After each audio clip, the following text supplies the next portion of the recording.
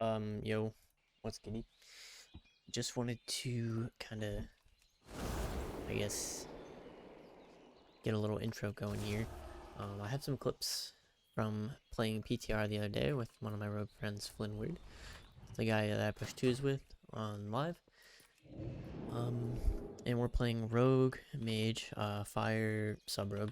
Sub-Rogues didn't really get any changes in the PTR, except for the fact that the Master Assassin Legendary, which I'll show right here,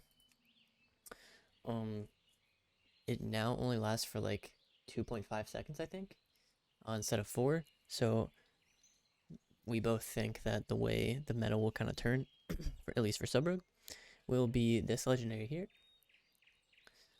So, you know, maybe not the worst thing in the world, because I kind of like the playstyle that Invigorating Shadow Dust kind of implies. But anyways, for mages, we have some crazy changes. So the first big change, and I think this is kind of like the biggest one, is that Fire no longer has Klepto. That is an arcane only ability now. A small little change is they removed Dampen Magic, but no one really used that anyways. It was like 20%, and then they nerfed it to 10%, and they just flat out removed it. And in place of Klepto, we got a new ability called Ring of Fire here. So what Ring of Fire does is it's exactly like Ring of Frost, except like in terms of radius. But instead of freezing the enemy, it makes them burn for 24% of their total health over 6 seconds. So by itself, it does about, obviously it does 24% of their health, but I'm saying like it usually ticks, and this is obviously depending on the health pool of the opponent, and it doesn't scale with Bust. However, it does scale with Infernal Cascade, which is another thing. Fire did get a small nerf to Infernal Cascade. It's 20% less effective, which equates to about 2% damage. Because on live, this says like 12.8. On here, it says like 10.5. So I know it seems like a big nerf, like, oh my god, 20% to Infernal Cascade. It's a 2% damage decrease, which I was kind of doing to myself already, but by not having this conduit at like 226. So, I mean, it sucks, obviously, but it's not gonna destroy Fire by any means. Oh, another change. We have now room for another potency, another endurance, or another finesse. So I think this is going to be actually huge for Fire, because you're going to be able to run Tempest Barrier, Diverted, in threes now, instead of just picking between them. So you'll be Flow of Time, Controlled, Diverted, Disciple, and Tempest, which is going to be crazy. It's going to be really good in terms of survivability. The perks that you get here aren't that insane. Yeah, not too bad. And see, this kind of even removes the Infernal Cascade. It kind of like equates the Infernal Cascade thing, right? And then I would say one last change is that Kindling is down from 1.5 to 1. Not ideal, obviously. Kindling was very strong. I still think Kindling will be better than Meteor. And honestly, mixed with this new potency slot, I think we'll see Fire still being Biss, even though there is something I would like to talk about with Frost. So I was getting hit with Ice Form. One thing they did with Frost is they kind of took the damage out of Deep Shatter, and they kind of moved it more towards Frostbolt in general. So this used to deal 150% additional damage, now it's only 75. However, Frostbolt, instead of doing 15% more damage in PvP, now does 100% more damage in PvP. So it got a fat 85% buff flat out, which is pretty huge.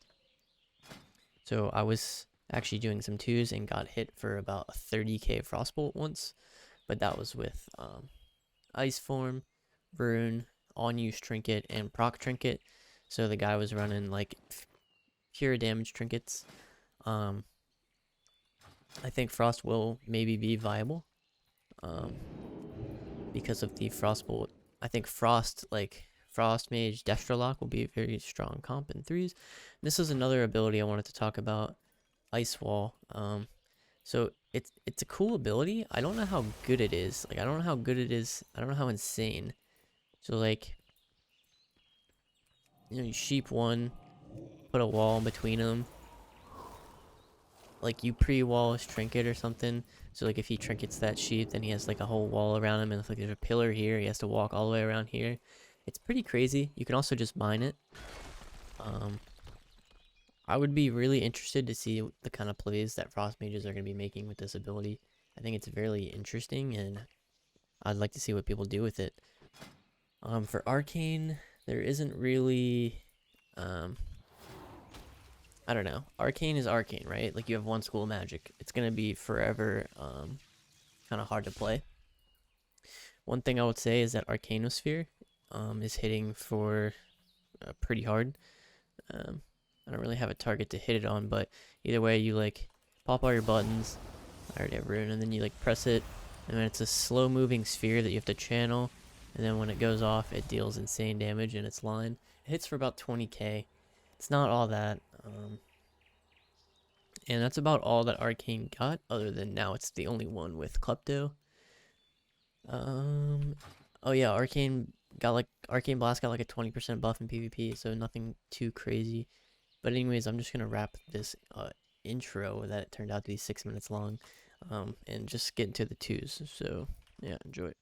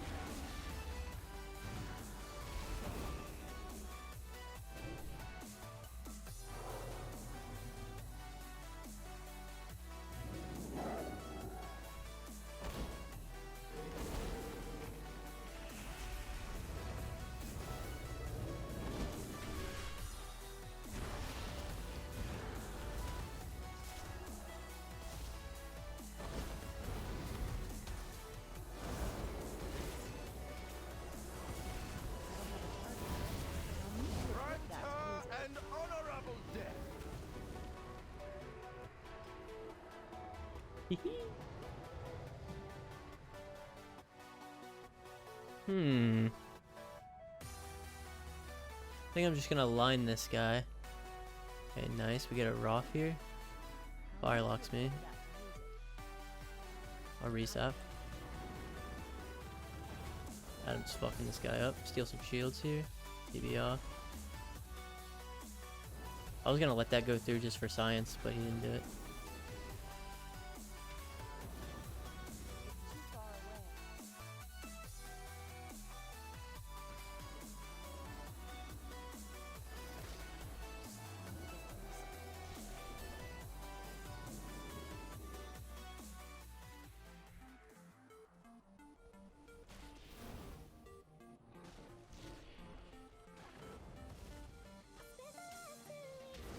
get my curse here.